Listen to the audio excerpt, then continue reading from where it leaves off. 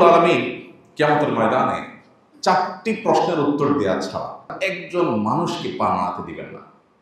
আপনি ইমাম সাহেব হন, খতিব সাহেব হন, আলেম সাহেব হন, যেই হন না কেন, আপনাকে প্রশ্নগুলোর উত্তর দিতে হবে। এই প্রশ্নগুলোর মধ্যে থেকে একটা হলো, সম্পদ উপার্জনের ক্ষেত্রে আমরা সবাই জানি উপার্জনের প্রক্রিয়া হালাল হতে হয়। ঘুষের কারবার করে, সুদের কারবার করে, সুদি লোন নিয়ে, চুরি করে, ডাকাতি করে, ছিনতাই করে আরেকজনের হক মেরে টাকা কামাই করা যায় না, এটা আমরা সবাই জানি। কিন্তু যেটা জানি না সেটা হলো, আল্লাহ তাআলা শুধু এটা নিয়ে জিজ্ঞাসা করবেন না যে তুমি কিভাবে কামাই করেছো, কিভাবে কামাই করেছো, শুধু এই প্রশ্নই হবে না। এই প্রশ্নের পাশাপাশি আরেকটি প্রশ্ন করা হবে, কিভাবে ব্যয় করেছো। কামাই কিভাবে করেছো, ব্যয়ের প্রক্রিয়া কি ছিল, তুমি ব্যয় করতে গিয়ে সীমা ছাড়িয়ে চলে গেছো কিনা। ব্যয়ের ক্ষেত্রে একজন মুসলমান সবসময় মধ্যম পন্থা অবলম্বন করতে হবে। মিতব্যয়িতা, মধ্যম পন্থা ব্যয়ের ক্ষেত্রে, এটা আল্লাহ রাব্বুল আলামিনের প্রিয় বান্দা হতে গেলে খুবই গুরুত্বপূর্ণ একটি বিষয়। আল্লাহ সুবহানাহু ওয়া তাআলা কোরআনে কারীমে সূরা ফুরকানের মধ্যে ইবাদুর রহমান বা আল্লাহর বান্দাগণ, আল্লাহর প্রিয় বান্দাগণদের তালিকা, যাদেরকে আল্লাহ নিজে বান্দা হিসেবে পরিচয় দিয়েছেন, যাদেরকে আল্লাহ তাআলা বান্দা হিসেবে স্বীকৃতি দিয়েছেন, সে আল্লাহ কর্তৃক স্বীকৃত বান্দা হতে হলে, আমরা তো সবাই নিজেকে আল্লাহর বান্দা বলি, কিন্তু স্বয়ং আল্লাহ আমাদেরকে বান্দা হিসাবে স্বীকৃতি দিচ্ছেন, অ্যাকসেপ্ট করছেন বিশেষ কিছু বৈশিষ্ট্যের বিনিময়ে। সে বৈশিষ্ট্যগুলো কি? সে বৈশিষ্ট্যগুলোর মধ্য থেকে একটা হলো, আল্লাহ বলেছেন ওয়াল্লাযীনা ইযা আনফাকু লাম ইউসরিফু ওয়া লাম ইয়াকতুরু ওয়া কানা বাইনা যালিকা কাওয়ামা। রহমানের বান্দাদের একটা বৈশিষ্ট্য হলো, তারা যখন ব্যয় করে তখন ব্যয় করতে গিয়ে তারা ইসরাফ করে না, তাকদীরও করে না, তার অপচয় করে না, অপব্যয়ও করে না। অজাগায় যেখানে খরচ করার দরকার নেই, অহেতুক সেখানে খরচ করা, এই কাজটাও তারা করে না। আর যেখানে খরচ করা দরকার কিন্তু সেখানে যতটুকু দরকার ততটুকু করে, এর চেয়ে বেশি করে না, অপচয় করে না। এটা গুরুত্বপূর্ণ একটা বিষয়। আজকের বাস্তবতায় আমরা যারা নিজেদেরকে মুসলমান দাবি করছি, এমনকি যারা মাশাআল্লাহ অন্যান্য ক্ষেত্রে প্র্যাকটিসিং মুসলিমের পরিচয় ধারণ করছেন, সমাজের কাছে স্বীকৃত প্র্যাকটিসিং মুসলিম হিসাবে, সেই ভাইদের মধ্যে, সে বোনদের মধ্যেও এই রোগটা এখন প্রকট আকার ধারণ করেছে। আমরা ব্যয়ের ক্ষেত্রে প্রচুর অপচয় করি, অপব্যয় করি, এবং এটার জন্য যে আল্লাহর কাছে জবাবদিহিতা আছে, এখানেও যে হালাল হারামের ব্যাপার আছে, আমরা অনেকে জানি না। আপনার উপার্জনটা হালাল, হালাল উপার্জনের টাকা দিয়ে আপনি যদি অপচয় করেন, সেটা কি হালাল হবে না হারাম হবে? আপনার উপার্জনটা হালাল, টাকা কামাই করছেন হালাল উপায়ে, মাশাআল্লাহ। এখন খরচ করতে গিয়ে যেখানে আসলে 10 টাকা খরচ করলে হয়, ওখানে অহেতুক 20 টাকা 30 টাকা খরচ করছেন একটু ভাবসাব জাহির করার জন্য। এই যে অপচয় করলেন, এটা কি হালাল হবে না হারাম হবে? হারাম হবে। কারণ আল্লাহ রাব্বুল আলামিন কোরআনে কারীমে বলেছেন, কুলু ওয়াশরাবু ওয়ালা তুসরিফু। তোমরা খাও, পান করো, পানাহার করো, আল্লাহর দেয়া উপার্জিত রিজিক থেকে তুমি পানাহার করতে পারো, সেটা হালাল, কিন্তু অপচয় করতে পারবে না। পানাহার করতে গিয়ে অপচয় করা যাবে না। আল্লাহ রাব্বুল আলামিন কোরআনে কারীমে আরো বলেছেন, ওয়ালা তাজআল ইয়াদাকা মাগলুলা ইলা উনুকিক ওয়ালা তাবসুতহা কুল্লাল বাসাত। তোমার হাত একেবারে তোমার কাঁধে এনে ওটাকে বেঁধে ফেলো না, অর্থাৎ বহিল হয়ে যেও না। হাত একেবারে বেঁধে রেখে দিও না, যে খরচই করবা না, কৃপণ হয়েও না। ওয়ালা তাবসুতহা কুল্লাল বাসাত। আর খরচ করতে গিয়ে আবার একেবারে সব ছেড়ে ছেড়ে দিলা, কোনো বাইন্ডিংস নাই, তোমার বিবেকে কোনো বাঁধ নাই যে কোথায় আমি খরচ করব, কতটুকু করব, কোথায় গিয়ে আমি থামবো খরচ করতে গিয়ে, এই হিসেব নিকাশ তোমার নাই, এরকমও যেন হইও না। সূরা ফুরকানের আয়াতে আল্লাহ সুবহানাহু ওয়া তাআলা বলেছেন শেষে, ওয়া কানা বাইনা যালিকা কাওয়ামা। অপচয়, অপব্যয়, এই দুইটার মধ্যবর্তী, দুইটাকেই পরিহার করে যতটুকু দরকার হয় ততটুকু খরচ করে রহমানের বান্দারা। আমাদের জীবনে আমরা যদি তাকাই, তো আমরা দেখব যে আমরা দৈনন্দিন জীবনে বিভিন্ন সময় অপচয়, অপব্যয় করি। বিশেষ করে আধুনিক পৃথিবীতে লাইফস্টাইলটা এমন করা হয়েছে যে মানুষ অনেক ক্ষেত্রে অপচয় করাটাকে মনে করা হয় মানুষের বদান্যতা, বড় মনের পরিচয়। অপচয় যে করে না তাকে সমাজ, সমাজের মানুষ, এমনকি পরিবারের সদস্যরা পর্যন্ত কৃপণ মনে করে। কারণ আপনার মেহমানদারিতে 2 পদ 4 পদ হয়, আপনি 16 পদ 17 পদ করলেন। মেহমানদারিতে কিছুটা তাকাল্লুফ, কিছুটা কৃত্রিমতা, কিছুটা আপনার মেহমানের খাতিরে একটু বেশি করা, এটা অনুমোদিত, কিন্তু তার একটা সীমা আছে। আপনি বাসায় 2 তরকারি দিয়ে খান, মেহমান এসেছে 4 তরকারি করেছেন, 5টা তরকারি করেছেন, 1-2টা ভর্তা করেছেন, এতটুকু পর্যন্ত মেহমান নিতে পারবে, মেহমানের এটা লোড করার ক্ষমতা আছে। কিন্তু আপনার আইটেম যদি হয় 19-20টা, কি বলেন, মেহমান খেতে পারবে? এটা কি যৌক্তিক? 19-20 পদ 25 পদ খানা কি আসলে একজন মেহমান খাইতে পারে? খাইতে পারে। কিন্তু আপনি করেন, আমরা করি। ওই লোকও করে যেই লোক অভিযোগ করে যে ব্যবসার অবস্থা ভালো না, চাকরি নাই, হাতের অবস্থা ভালো না, টাকা পয়সা নাই। ওই নাইটা অবশ্য করে হলো যখন ভাই বোনকে দেওয়ার ব্যাপার আছে, যখন দান করার ব্যাপার আসে, যখন কেউ লোন চায়, তখন নাই করে। আবার যখন মেহমান আসে, মেহমানের সামনে নিজের অবস্থান প্রকাশ করার একটা ব্যাপার স্যাপার আসে, তখন কিন্তু আরে নাই, তখন হলো খাই, তখন হলো কি খাই। ভাইরা আমার, সাহাবায়ে কেরামের একটা বৈশিষ্ট্য ছিল, কানু আকাল্লুহুম তাকাল্লুফান, তাদের মধ্যে কৃত্রিমতা সবচেয়ে কম ছিল, সরলতা ছিল, 2 নম্বরই ছিল। আর আমাদের মধ্যে 2 নম্বরই। কিভাবে 2 নম্বরই? আপনি 18-19 পদ 20 পদ করলেন, এই যে 20 পদ করলেন, আপনি নিজেও জানেন একজন মানুষ 20 আইটেম দিয়ে আসলে খেতে পারবে না, পেটের সাইজ এত বড় না। তাহলে কেন করছেন? এটা একটা ভাবসাবের ব্যাপার যে আপনার বাসায় 20 পদের আইটেম করছে, 20 পদের খাবার জোগাড় করেছেন, মানে আপনি অনেক মেহমান নওয়াজ মানুষ, আপনার বিশাল কলিজা, এটা আপনি প্রমাণ করছেন। এই 20 আইটেম করার পর আমাদের দেশে দেখা যায় মেহমানকে শোনায় যে আসলে আজকে একটু বাজারে যেতে চাইছিলাম, ঝামেলায় পড়ে গেছি, যেতে পারি নাই, হাঁসটা বাকি ছিল, একটু আনবো, আনা হয় নাই, আপনি কিছু মনে করেন না। মানে 20 পদ করছি, এটা আপনি কি মনে করছেন? এটা তো আমাদের কোনো ইস্যুই না। আরে মেয়ে, আমি আরো 2-4 বছর করতে চাইছি, মাইন্ড ইট। আমি মানুষটা কত বড় কলিজার বোঝার চেষ্টা করে, এটা হলো ওইটার তর্জমা। কথা বুঝে আসছে? শুটকি ভর্তাটা আপনার ভাবি করতে চাইছিল, ভুলে গেছে, বেচারি করতে পারে নাই। আরেকটা ভর্তা বাদ গেছে বুয়ার কারণে, বুয়া বলছিল, খেয়াল করে নেই। মানে আপনি যে 20 পদ দেখছেন, এটা তো কোনো ইস্যুই না। আপনি কি মনে করেন আমাকে? আমার ওয়াইফ আরো 5 পদ করতো, যা সুযোগের অভাবে করতে পারে নাই। মানে আপনি বোঝার চেষ্টা করেন যে আমরা কত বড় কলিজার মানুষ। এটা হলো মেহমানের সামনের অ্যাপ্রোচ। মেহমান চলে যাওয়ার পরে এবার জানাবো দুজনই,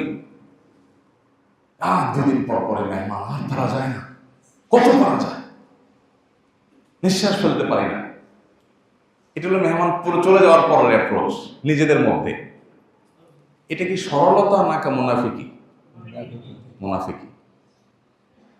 এই মুনাফিকিটা কি আমাদের সমাজে আছে না নাই? আছে, ব্যাপকভাবে আছে। মেহমানের সামনে, ভাই কিছুই তো করতে পারলাম না, সরি। মেহমানদারিতে কিছুটা কৃত্রিমতা চলে। ইব্রাহিম আলাইহিস সালামের মেহমানদারির আলোচনা আল্লাহ তাআলা কোরআনে উল্লেখ করেছেন যে ফাজাআ বিআজলিল হানিস, ফেরেশতারা যখন আসছেন, ফেরেশতারা যে খান না সেটা উনি জানেন, কিন্তু এরা মানুষের রূপ ধারণ করে আসছে, ফেরেশতারা জানতেন না, এজন্য গোটা বকরি একেবারে ডাইরেক্ট ফ্রাই করা গোটা বকরি দিয়ে দিয়েছেন। তো মেহমানদারিতে একটু আপনি বাড়াই করলেন, অবশ্য গোটা বকরি দেওয়াটা কয়েকজন মানুষ, তো অ্যারাবিয়ানরা যা খায় একটা খায়, আপনি আবার ওটা বলেন না যে এটা তো অপচয় হলো। তাদের সিস্টেম হলো বকরি মেহমানের সামনে দিবে, মেহমান 8 জন 10 জন 20 জন যা আছে তারা খাবে, তারা খেয়ে চলে গেলে ওখানে এবার মহিলারা খাবে, পরিবারের লোকেরা খাবে, এরপরে বাচ্চারা খাবে, দফায় দফায় ওখানে খাবে। এটা হলো তাদের ট্র্যাডিশন। এখনকার আরবিয়ানরা অবশ্য অপচয়ের ক্ষেত্রে গোটা পৃথিবীতে তারা চ্যাম্পিয়ন হবে। যেই পরিমাণ খানা তারা অপচয় করে, এটা পৃথিবীতে তারা ছাড়া এত অপচয় পৃথিবীতে কোনো জাতি করে না। দুর্ভাগ্য আমাদের জন্য ভাইরা। তো আমি যেটা বলছিলাম, এই যে অপচয়, আমি একটা উদাহরণ দিলাম মেহমানদারির ক্ষেত্রে। আননেসেসারি, অপ্রয়োজনীয় হিউজ করলেন। বিয়ে শাদীতে যেটা হয় সেটা তো বলার অপেক্ষা রাখে না। কদিন আগে আমার পরিচিত এক ভদ্রলোক তার খুব কাছের একজনের বিয়ের গল্প দিলেন যে কয় হাজার যেন মেহমান, আমন্ত্রিত মেহমান, 1000 বা 2000 বা আরো বেশি হবে সম্ভবত, আমি ফিগারটা মনে নেই। এই মেহমানদের সবাইকে বিয়েতে আসার জন্য সবার জন্য ড্রেস প্রোভাইড করা হয়েছে। মাথা থেকে পা পর্যন্ত কি পড়বে টোটাল সেট, এক একটা সেটের দাম 20 থেকে 30,000 টাকা এক একজনকে, খাবার দাবার পরে, মানে এগুলো করে বিয়েতে আসবেন। এটা এখন নাকি শুরু হয়েছে। আমার এখন এটা দেখার দুর্ভাগ্য হয়নি। বরযাত্রী অর্থাৎ বরযাত্রী ছেলে পক্ষ, তাদের জন্য এক রকমের ড্রেস, আর মেয়ের পক্ষের যারা তার জন্য আরেক রকমের ড্রেস। ড্রেস দেখে বোঝা যাবে কে কোন যাত্রী, কে কোন পক্ষের। তো এই ড্রেস আনার জন্য এক একজনের জন্য এইভাবে খরচ করেছে। কত কোটি টাকা যেন খরচ করেছে, সেটা বিশাল বড় কোনো ফিগার। এটা হলো বিয়ে।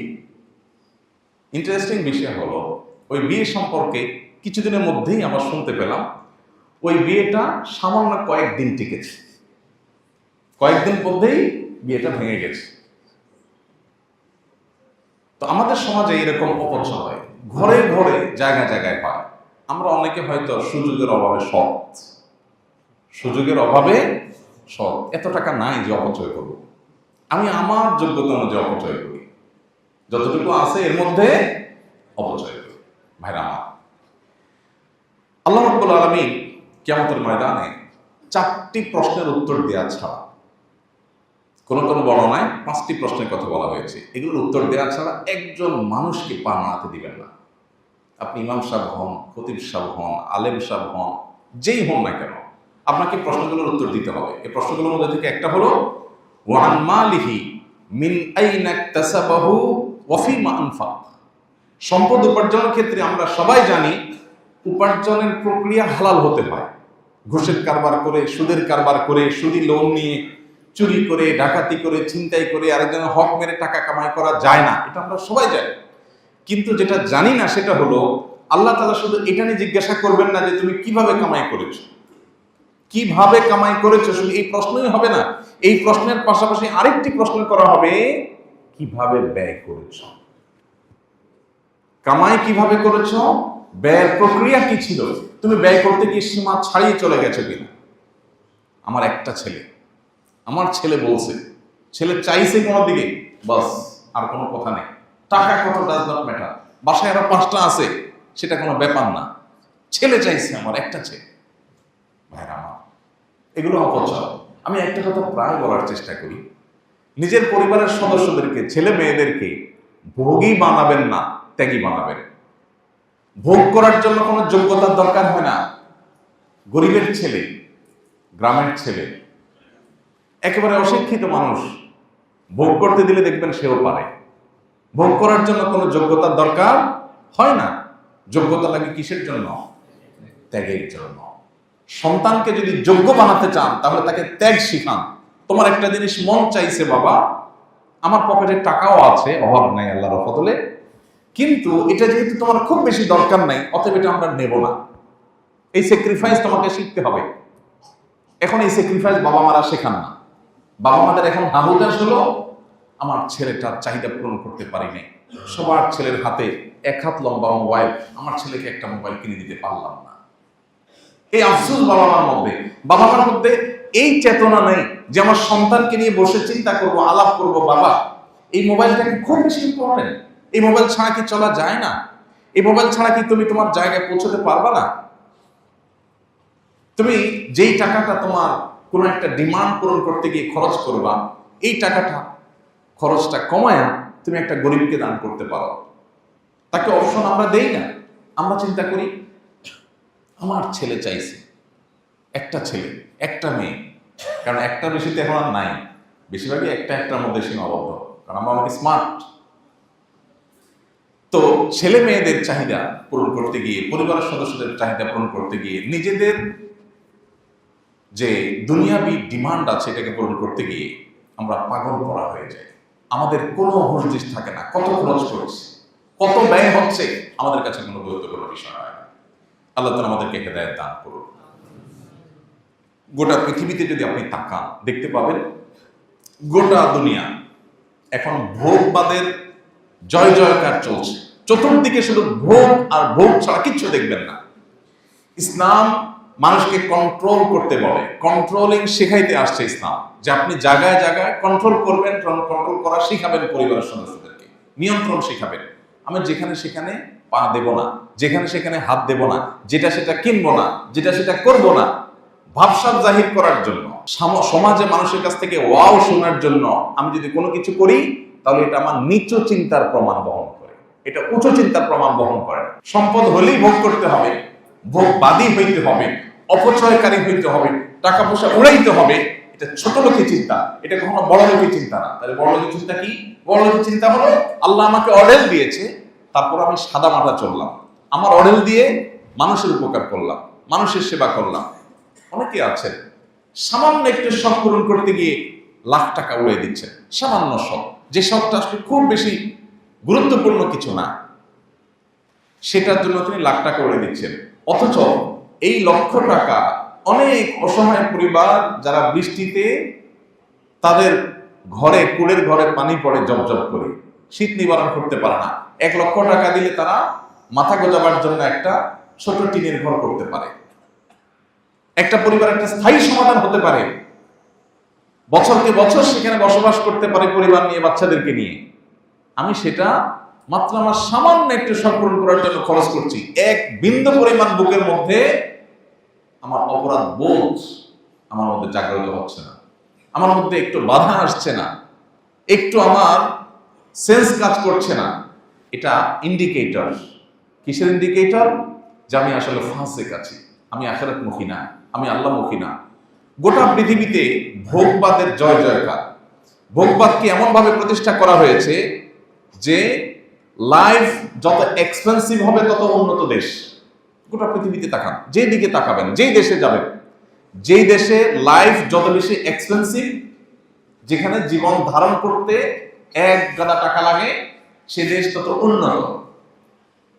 এটা হলো আমাদের কাছে উন্নত হওয়ার ডেফিনিশন। স্বামীর একার উপার্জনে চলতে পারে না, স্ত্রীকেও কামাই করতে হয়, সেটা উন্নত।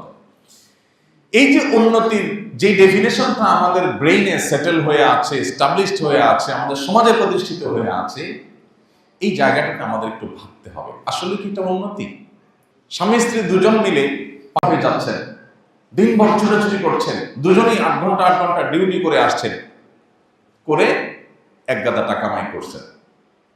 আর স্বামী বাহিরে উপার্জন করেছেন, স্ত্রী বেস্তরের সাইডটা খুব ভালো করে দেখভাল করেছেন, স্বামীর জন্য যে প্রস্তুত থেকেছেন, বাসাকে প্রস্তুত করে রেখেছেন, ইন্টারনাল ইস্যুগুলো ডিল করেছেন, ছেলে মেয়েদের বিষয়গুলো খুব ভালো করে দেখাশোনা করেছেন, কিন্তু উপার্জন খুব বেশি করতে পারেন নাই, যেহেতু দুজন উপার্জন করছেন না। সুখ কি প্রথম অপশনে বেশি হবে না দ্বিতীয় অপশনে বেশি হবে? কোনো সন্দেহ আছে? ভাইরা আমার, গোটা দুনিয়ার দিকে তাকান, দেখবেন যে উন্নত বিশ্বে যারা গরিব, তারা গরিব কেন? বাসায় ওয়াশিং মেশিন নেই। অবশ্য বাসায় ওয়াশিং মেশিন তাদের সবার বাসায় আছে। তাহলে গরিব কেন? গরিব এই জন্য যে তাদের যে টাকা আছে এই টাকা দিয়ে মাঝে মধ্যে ট্যুরে যাবে, এটা যেতে পারছে না, ওয়াইন কেনার টাকা নেই, এই জন্য গরিব। আর আমাদের দেশে এখন গরিবের সংখ্যা চেঞ্জ হয়ে গেছে। একজন গরিব কেন? কারণ তার একটা পছন্দের বাইক আছে, মাত্র 3-4 লাখ টাকা দাম, সেটা কিনতে পারছে না, এই জন্য সে গরিব। আরেকজনের বাসায় ওয়াশিং মেশিন নেই, সেই জন্য সে গরিব। আরেকজনের বাসায় এই ফ্যানের গরমে, এই গরমে ফ্যান চালায় থাকতে হয়, এসি নেই, সেই জন্য তিনি গরিব। অবশ্য গরিব এই সমাজের সব লোক, আমরা সবাই কি গরিব। নবী করিম সাল্লাল্লাহু আলাইহি ওয়াসাল্লাম চমৎকার বলেছেন, স্বর্ণের অক্ষরে লিখবার মতো একটা হাদিস। আমি বারবার এই হাদিস আপনাদের হয়তো শুনিয়েছি। তিনি বলেছেন, লাইসাল গিনা বিকাসরাতিল আরদ, অনেক উপায় উপকরণ, অনেক জিনিসপত্র, অনেক সহায় সম্পদ থাকলে এটাকে ধনী হওয়া বলে না, এটাকে সচ্ছলতা বলে না। তাহলে সচ্ছলতা কি? নবীজি বলেছেন, ওয়ালাকিন্নাল গিনা গিনান নফস, সচ্ছলতা হলো যদি কেউ মনের দিক থেকে সচ্ছল হয়। মনের দিক থেকে সচ্ছল হওয়ার উপায় কি? উপায় হলো আমি যেই অবস্থায় আছি এই অবস্থায় তৃপ্তির ঢেকুর তুলে বলবো আলহামদুলিল্লাহ, আমি অনেক সুখী আছি, আমার দরকার নেই। একজন ঢাকায় ভাড়ায় থাকেন, সামান্য বেতন পান, ফ্ল্যাট কেনার কথা চিন্তা করতে পারেন না। আল্লাহর বান্দা এই অবস্থাকে যদি অ্যাপ্রিসিয়েট করেন, এই অবস্থাকে তিনি যদি স্বাগতম জানাতে পারেন, তিনি যদি এনজয় করতে পারেন যে ফ্ল্যাটের মালিক আর আমার মধ্যে পার্থক্য কি, সেও ফ্ল্যাটে থাকে আমিও ফ্ল্যাটে থাকি, সে নিজেরটা থাকে আমি ভাড়াটা থাকি, বেশ কম কি, বরং তার চাইতে আমি আরো ভালো, সে নিজেরটা বন্দি থাকে, আমি আজকে একটা থাকি কালকে একটা থাকি। আমার যখন ঢাকায় নিজের থাকার জায়গা ছিল না, তখন আমার মিসেস এই ভূমিপল্লীতে বহুদিন আমরা ছিলাম। তো ভূমিপল্লীতে আমার মনে আছে এখানে যে কয়টা বাড়িতে ভাড়া ছিলাম আমরা কোনো ইউজড ফ্ল্যাটে উঠি নাই কখন। আমার ওয়াইফের একটা দৃষ্টিভঙ্গি হলো, সে বলে যে নতুন নতুন বাসায় উঠবো, কেউ ইউজ করে নাই, আমরা যে ওটা উদ্বোধন করব, বরকত দিয়ে আসবো, বিল্ডিং করবে বাড়িওয়ালা, কোটি কোটি টাকা খরচ হবে, তা আমি মাত্র 15,000-20,000 টাকা দিয়ে থাকবো। 2 বছর 3 বছর থাকলাম, আবার মনে চাইছে আরেক জায়গায় যাবো, চেঞ্জ করে চলে যাবো। তাহলে যার ফ্ল্যাট নাই সে নিজেকে প্রবোধ দেওয়ার, সান্ত্বনা দেওয়ার, বরং খুশি হওয়ার, মনের ভেতর থেকে সত্যিকার অর্থে শুকরিয়া জানাবার বহু অপশন তার হাতে আছে। কিন্তু সে কি করে? শয়তান তাকে কি করে? ভয় দেখায়, শয়তান তাকে নিরাশ করে। সে বলে স্যাড, ব্যাড, আমার একটা ফ্ল্যাট নেই, অমুকের আছে তমুকের আছে, আমার নাই। জামাই বউ দুজন মিলে গালে হাত দিয়ে বসে আছে, মন খারাপ। কেন? কি সমস্যা? ভাতও আছে, তরকারিও আছে, চালও আছে, ফ্রিজে খাবারও আছে, পকেটে টাকাও আছে, ফ্ল্যাট নেই। এই জন্য তিনি অভাব বোধ করছেন। নবীজি সাল্লাল্লাহু আলাইহি ওয়াসাল্লাম বলেছেন, ওয়ালাকিন্নাল গিনা গিনান নফস, মনের সচ্ছলতা হলো আসল সচ্ছলতা। যে ব্যক্তি মনে করে আমার ফ্ল্যাট নাই, কোনো ব্যাপার না, দরকার নেই আমার ফ্ল্যাটের, যেটা আছে আলহামদুলিল্লাহ, এলো ধনী, এলো ধনী। আর ফকির দেখবেন, আসেন এবার সম্পদ থেকেও গরিব, এটা দেখাই। আমি এর আগেও আপনাদের বলেছি এক্সাম্পল। 6 তলা পারমিশন পাইছে, 6 তলাই করছে, এরপরে রড বাইর করে থুয়ে দিচ্ছে। ছাদে উঠলে দেখবেন রড বাইর করা। কেন রে ভাই? 6 তলার পারমিশন পাইছে, 6 তলা হয়ে গেছে, রডগুলো কেটে সুন্দর করে ছাদটাকে সাজান না, রড বাইর করে দিচ্ছে। ছাদে গিয়ে তারা যদি জিজ্ঞেস করেন, ব্যয় সাহেব বা ভাই সাহেব রড বাইর করছেন কেন, কি বলবে? বলবো এখানে আসলে একটা টিনশেড 2টা রুম করার চিন্তা করছি, ভাড়া দেওয়া যাবে, এখন তো হাতে টাকা নাই, টাকা হলে তখন করব। আছে 6 তলা, রড বাইর করে দিয়েছে, আরেকটু করবে পারমিশন ছাড়া, যেতে ছাদ করতে পারবে না, টিনশেড হইলেও করবে, 5-10,000 টাকা ভাড়া অন্তত আসবে 2 রুম থেকে, কোনো এক্সপেন্সিভ এরিয়া। তো এই লোকটার হাতে এখনো টাকা নাই, কিন্তু তার এখনো সব বাকি আছে, চাহিদা আছে, টাকা নাই। গরিব না ধনী? গরিব না ধনী? চাহিদা আছে, টাকা নাই, নিশ্চয়ই গরিব। এ হলো গরিবের একটা চিত্র। আর ধনীর চিত্র দেখাইলাম, থাকে ভাড়া বাড়িতে, ফ্ল্যাট প্লট কিচ্ছুই নেই, বাড়িও নেই, কিন্তু আল্লাহ যা দিয়েছেন এটাতে সে অনেক সুখী এবং হ্যাপি। নবী সাল্লাল্লাহু আলাইহি ওয়াসাল্লামের ভাষ্য অনুযায়ী ওয়ালাকিন্নাল গিনা গিনান নফস, এই লোক হলো ধনী। কারণ তাকে যদি জিজ্ঞেস করেন, ভাই আপনার যে ফ্ল্যাট নাই, কোনো দুঃখ হয়? সে বলবে না, আলহামদুলিল্লাহ, কোনো সমস্যা নেই, আমার ফ্ল্যাট নাই মানে ঢাকা শহরের সব ফ্ল্যাট আমার, যেটা ভাড়া উঠবো ওইটাই আমার, ওই মাসের জন্য তো আমি আছি মালিক, আলহামদুলিল্লাহ। মরে গেলে যেগুলো সব সেও রেখে যাবে, আমিও রেখে যাবো, বেশ ক্ষমতা তার সাথে আমার কোনো নাই। মানুষ যখন আলহামদুলিল্লাহ বলতে চায়, তার হাজারটা অপশন আছে, আর যখন আলহামদুলিল্লাহ বলতে চায় না, তখন হাজারো কোটি টাকার মালিক হওয়ার পরও তার আফসোস এবং হামতাস করার অপশন আছে। নবী করিম সাল্লাল্লাহু আলাইহি ওয়াসাল্লাম মানুষকে এই জীবন দর্শনটা দিতে চেয়েছেন। আর ভোগবাদী পৃথিবী আপনাকে সারা জীবন অভাবী করে রাখবে, মরণ পর্যন্ত আপনার অভাব থাকবে। অপচয়, অপব্যয় এবং যে কোনো অর্থ করি ব্যয়ের ক্ষেত্রে যদি আমরা নবী সাল্লাল্লাহু আলাইহি সাল্লামের বাতানো পন্থাকে অবলম্বন করি, তাহলে আমরা মানসিক এবং প্রকৃত অর্থে সুখী হতে পারবো, প্রকৃত অর্থে সচ্ছল হতে পারবো। আমাদেরকে কেউ কখনো অভাবে ট্রিট করতে পারবে না। এটা মানুষের মানসিক ব্যাপার। একজন মুসলমান খাইকারি হতে পারে না, একজন মুসলমান লোভী হতে পারে না, একজন মুসলমান ভাব জাহির করবার জন্য অপচয় করতে পারে না, অজাগায় অপাত্রে খরচ করতে পারে না। একজন মুসলমান ছেলে মেয়ে যা চাইলো তাই কিনে দিলাম, এরকম কোন বাধা এবং কোন প্রকার নিয়ন্ত্রণহীন জীবন যাপন করতে পারে না। আমাদের ব্যক্তিগত জীবনে এই ব্যয়ের নীতিমালা মেনটেন করা খুব বেশি গুরুত্বপূর্ণ। আমি এর আগে আমার নিজের বিষয় বিভিন্ন সময় আপনাদের সাথে শেয়ার করেছি। যখন খুব অল্প উপার্জন ছিল, তখন ওই অল্প উপার্জনে আলহামদুলিল্লাহ চলেছে। আমার মনে হয় না আমার পরিবারের সদস্যরা, আমরা মাঝে মধ্যে এখনো আলোচনা করি যে এমন সময় ছিল যখন একটা ডিম আমরা 4 টুকরা করে খেতে হয়েছে, 2 বাচ্চা 2 টুকরা, আমরা স্বামী স্ত্রী 2 টুকরা। আলহামদুলিল্লাহ আজকে টাকা নাই, একটা ডিম কিনেছি। ধার দেনা করে আমার 4টা ডিম খেতে হবে, এই টেন্ডেন্সি কখনো আলহামদুলিল্লাহ ছিল না এবং কখনো করিও নেই। আমি মনে করে সেই সময়ের কথা আমি মনে করে কয়েক বছর কাটিয়েছি। কোনো দোকানদার বলতে পারবে না যে একটু ভোগের জন্য কোনোদিন দোকান থেকে কখনো 10 টাকা বাকি নিয়েছে, নাই, ক্ষমা, আলহামদুলিল্লাহ। এবং এটার জন্য কোনো দুঃখও নেই, না যে এটার জন্য কোনো দুঃখও নেই, বরং ওই যে 6 তলার পর রড বের করে রেখেছে, এদের দেখে আমার মায়া হয়, করুণা হয়, আহারে বেচারা অভাব, আল্লাহ আমার মধ্যে অভাব রাখেননি। এই জন্য ভাই, অপচয় অপব্যয় বন্ধ করবো তো আমরা ইনশাআল্লাহ। বিবাহ কেন্দ্রিক অপচয়, এটা তো ঘরে ঘরে জনে জনে, এটা না করলে তো কোনো ভাবসাবই থাকে না, এলাকার মান সম্মানই থাকে না। বেশাব মানুষ খাওয়াইতে হবে 200-300, বিশাল ডাকডোল পিটাইতে হবে। চিটাঙের দিকে বিয়ে উপলক্ষে রিক্সা চালক বেচারা গরিব মানুষ, দিনমজুর, তারপরও তার আধা কিলোমিটার রাস্তায় লাইট লাগাইতে হবে। তার নিজের বাড়িতে বিদ্যুৎ আছে কিনা সন্দেহ, কিন্তু বিয়ে উপলক্ষে ওই আধা কিলোমিটার ভাড়ায় লাইট লাগাইতে হবে।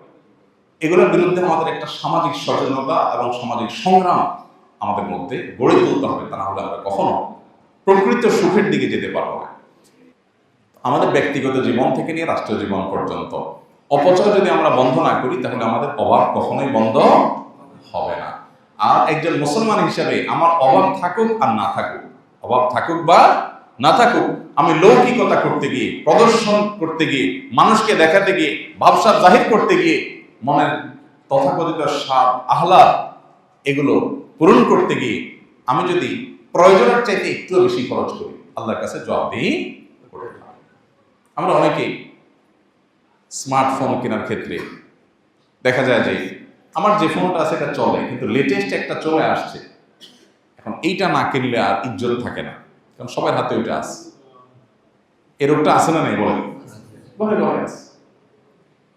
অনেকে আছেন একদম সবচেয়ে লেটেস্ট মডেলের একটা সেট কিনে ওই বন্ধুদের কাছে যাচ্ছেন।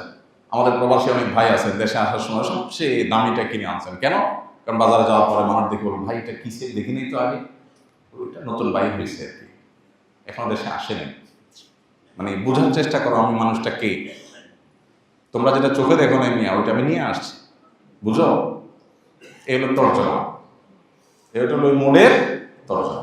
এই ধরনের মূর্খতা এখন জনে জনে ঘরে ঘরে। আল্লাহ তাআলা কোরআনে কারীমে এই বিষয়ে আমাদেরকে বারবার করে সাবধান করেছে, ওয়ালা তুসরিফু ইন্নাহু লা ইউহিব্বুল মুসরিফিন, তোমরা অপচয় করো না, আল্লাহ তাআলা অপচয়কারীদেরকে পছন্দ করেন না। অতএব নেককার হতে হলে, দিনদার হতে হলে, জান্নাতি মানুষ হতে হলে, ইবাদুর রহমানের কাতারে শামিল হতে হবে হলে আমাদের ব্যক্তিগত জীবনে, পারিবারিক জীবনে, রাষ্ট্রীয় জীবনে সব ক্ষেত্রে অর্থের অপচয় বন্ধ করতে হবে, খাবার দাবার অপচয় বন্ধ করতে হবে, সব ক্ষেত্রে অপচয় অপব্যয় এটা বন্ধ করতে হবে, মিতব্যয়ী হতে হবে, মধ্যমপন্থী হতে হবে। আল্লাহ সব ক্ষেত্রে মধ্যম পন্থা পছন্দ করেন। আপনি কথা বলবেন সীমাতিরিক্ত লাউডলিও হবে না, আবার খুব আস্তে আস্তে বলবেন যেটা বিরক্তিকর সেটাও হবে না। আপনি হাঁটবেন একবারে খুব আস্তে আস্তে হেঁটে মানুষের বিরক্তির কারণ হবেন সেটাও হবে না, অতি দ্রুত হাঁটবেন সেটাও হবে না। আল্লাহ তাআলা কোনো ক্ষেত্রেই মানুষের সীমা লঙ্ঘনকে পছন্দ করেন। আল্লাহ চান সব ক্ষেত্রে আমরা মধ্যম পন্থা অবলম্বন করব। আমার অ্যাপ্রোচের মধ্যে ঢিলামিও থাকবে না, অতিরিক্ত টাইটও থাকবে না, মধ্যম পন্থা থাকবে। সব ক্ষেত্রে আল্লাহ তাআলা মধ্যম পন্থাকে পছন্দ করেন। আমাদের দিনটাই হলো মধ্যমপন্থী দিন। আমরা উম্মতই হলাম ওয়াকাযালিকা জাআলনাকুম উম্মাতান ওয়াসাতা, মধ্যমপন্থী উম্মত। অতএব এটার জন্য পারিবারিক ডিসিশন খুব গুরুত্বপূর্ণ ব্যাপার। আপনি মসজিদ থেকে শুনেছেন, মোটিভেটেড হয়েছেন, এটাই যথেষ্ট না। আপনার পরিবারের সদস্যদেরকে নিয়ে বসতে হবে। অপব্যয় কেন করব না, কেন মিতব্যয়ী হবো আমরা, সে বিষয়ে তাদেরকে আলাপ শোনাতে হবে, তাদের সাথে আলোচনা করতে হবে, তাদেরকে কনভিন্স করতে হবে। পুরো পরিবার যখন সম্মত হবে, তারা যখন সবাই মোটিভেটেড হবেন, কনভিন্সড হবেন, তখন ইনশাআল্লাহ আপনার সামনের যাত্রাটা সুন্দর হবে। আর না হলে আপনি বলবেন মেতিলই হই, আপনার ওয়াইফ বলবে তুমি আসলে কৃপণ মানুষ, এখন ওয়াজ শুনতে আসছো। বউ বাচ্চারা আপনাকে ভিন্ন কথাও শোনাবে। এই জন্য তাদেরকে কনভিন্স করতে হয়, গোটা পরিবারকে দিন বোঝাতে হয়। ইসলামের জীবন দর্শনটা হলো আমরা খাই বাঁচার জন্য। মুসলমানরা খাই কিসের জন্য? বাঁচার জন্য। আর অমুসলমান বাঁচে খাওয়ার জন্য। যাদের ঈমান নাই আখিরাতের প্রতি, তারা বাঁচে কিসের জন্য? খাওয়ার জন্য। পার্থক্য বুঝতে পারছেন? নবী সাল্লাল্লাহু আলাইহি ওয়াসাল্লাম একাধিক হাদিসে তিনি এই কথা বলেছেন, কোমর যেন সোজা হয় সে পরিমাণ খাও, যে কোমর সোজা রেখে আল্লাহর ইবাদত করতে পারো। জীবন বাঁচাবার প্রয়োজনে খাবার খাও। তাহলে খাবার একটা হইলেই হলো। আর যে বাঁচে খাবারের জন্য, খাওয়ার জন্যই তার বেঁচে থাকা, তার তো বিভিন্ন রকমের খানা না হলে চলবে না। ইমানদারের যেহেতু জান্নাত আছে, আসল ভোগের জায়গা আছে, এটা তার কাছে কোনো গুরুত্বপূর্ণ ইস্যু না যেখানে আমাকে অনেক কিছু খাইতে হবে। আমি একবার এয়ারপোর্টের দিকে যেতে, যে হোটেলটা হয়, কি নাম জানো, একটা লা মেরিডিয়ান, ওই হোটেলে একটা বিয়ে পড়াইতে গেছিলাম। তো বিয়ে পড়ায় বের হয়ে আসছি, দেখি যে একটা মদের বার, ওইটার সামনে একটা বিজ্ঞাপন বড় করে একটা ফেস্টনের মতো, ওইটাতে লেখা আছে ট্রাই বিফোর ডাই। একটা মদের বোতলের ছবি দিয়ে লেখা আছে ট্রাই বিফোর ডাই। তো আমি ওখানে থেমে গেলাম। আমার সাথে যে কজন ছিল বললাম, ভাই একটু থামেন, একটু কাজ আছে। কি কাজ? ওরা একটু আশ্চর্য হয়ে গেল, মদের দোকানে আবার কি কাজ হুজুর? একজন আমার বললো, ভাই এখানে বেশি সময় ভাবে দাঁড়ায় থাকেন না, কে কোত্থেকে ছবি তুলে বলবে হুজুর মদের দোকানে সিরিয়াল ধরছে, আরেক মুসিবত হবে। তাই আমি বললাম যে ছবি তুলো। ইন্টারেস্টিং একটা লেখা পাইছি, ট্রাই বিফোর ডাই। মানে হলো পরিষ্কার না, মানে তারা বলতে চাচ্ছে যে তাদের এই যে মদের ব্র্যান্ডটা, আপনি যদি মরে যান দুঃখ থেকে যাবে, এটা একটু চাইতে দেখলেন না কেন? এটা খাওয়ার পরে আপনার মাতলামি, পাগলামি, ছাগলামি কোন লেভেলে পৌঁছে, এটা আপনি দেখার আগে দুনিয়া থেকে চলে গেলে এটা দুঃখের ব্যাপার হবে। এই জন্য মরার আগে একটু চেক করেন, দুঃখ নিয়ে মরেন না। আর ইমানদারের দৃষ্টিভঙ্গি হলো যে আমি যদি কোনো শখ থাকে আর পূরণ করতে না পারি, হালাল শখ যদি থাকে আর পূরণ করতে না পারি, আল্লাহ রাব্বুল আলামিন বিশেষ করে আল্লাহর জন্য যদি স্যাক্রিফাইস করি, আল্লাহ আমাকে সেটা জান্নাতে দান করবে। তাহলে ইমানদারের কি ট্রাই বিফোর ডাই এর কোনো থিঙ্কিং আছে, দরকার আছে? নাই।